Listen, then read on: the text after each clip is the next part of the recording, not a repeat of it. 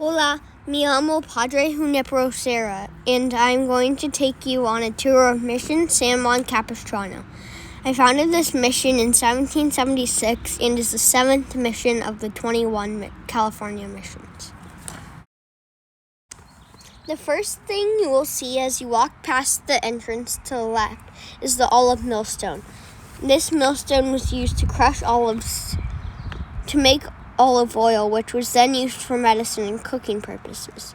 Let's walk further to the left and we will find the soldier barracks. These barracks are where 5 to 6 soldiers slept and lived at the mission. Life as a soldier here was tough. My friends did not get paid much for their salary. They deserved to be treated with equal rights. The soldiers wore heavy leather deer hide with 7 layers, so if an arrow hit them, it would not pierce their skin.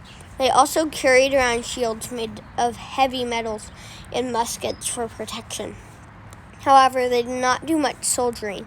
Instead, they made adobe bricks, timbered trees, built houses, and helped on the farms. The soldiers felt isolated here at the mission and often deserted their positions. Padres and soldiers designed channels called aqueducts or zanjas. These zanjas brought water into my mission for drinking, cooking, irrigation, laundry, and bathing. Due to the warm California climate, little rain fell during the year, which meant water had to be found at its source in creeks and nearby rivers. As the water worked its way from these creeks or rivers through the aqueducts, it reached the mission's water system. Take a look at the waterways as you walk around the mission. Behind the soldier barracks to the west, you'll find mesmerizing crops. Here we grew wheat, barley, corn, peas, beans, garbanzos, habas, lentils, onions, garlic, tomatoes, asparagus, cabbage, lettuce, potatoes, chilies, apples, plums, olives, pears, figs, oranges, and pomegranates.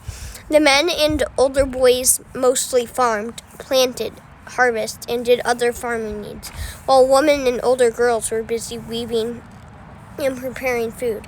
At breakfast, we usually ate atole, a ground grain similar to oatmeal. For lunch, we ate pozole, a thick meat and vegetable stew. Follow me east, and we will leave the gardens and outdoor kitchen and find the indoor kitchen. The indoor kitchen provided us with a way to smoke and cure meat, which we could then preserve and eat in many lunches and dinners. As we continue on to the next room, we will find where Padres like me slept, ate, and worked. We did not own many possessions and lived very simply, so we didn't need a big living space.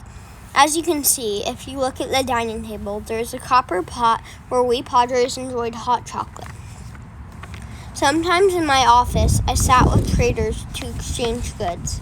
In the evenings, I wrote letters, finished updating documents, and read my Bible before I went to bed. We will walk out of my room to the east and into a chapel where we worshiped and prayed.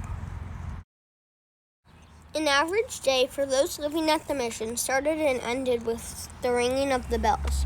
When the bells rang at sunrise, the people would gather for a worship service in the chapel led by me or one of the other Padres. It was our goal at the mission to lead the Native Americans into Christianity and teach them how to live like us. After the service, we ate breakfast and started work for the day. Our work lasted for 3 hours until the noon bells rang, calling the people for lunch and prayer. After lunch, a siesta commenced. When we woke from our siesta, it was about 2 o'clock, and we continued to work until 5. When the bells rang again, telling us that it was the end of the workday, everyone gathered at the church, and afterward, dinner was served.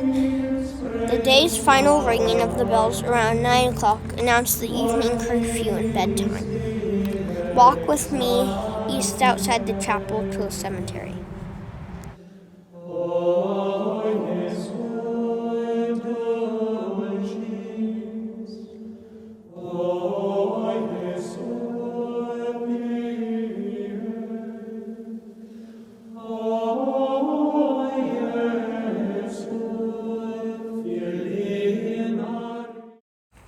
This is the holy place where our beloved friends were laid to rest when they passed on from this life.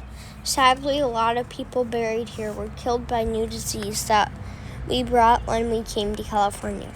The Native Americans could not withstand the disease brought here, and over 3,000 people have been buried in this cemetery. If we continue south of the cemetery, we will find the ruins of the Great Stone Church. We started construction of the Great Stone Church in 1796 and didn't finish until 1806. The purpose of this church was to add more room for the worship service because the chapel didn't have enough room to hold everyone at the mission. 6 short years after the Great Stone Church was built, the building collapsed in an earthquake, killing 40 people that were buried alive under stone blocks. We did not attempt to rebuild the church, so the whole community could remember the losses of many lives.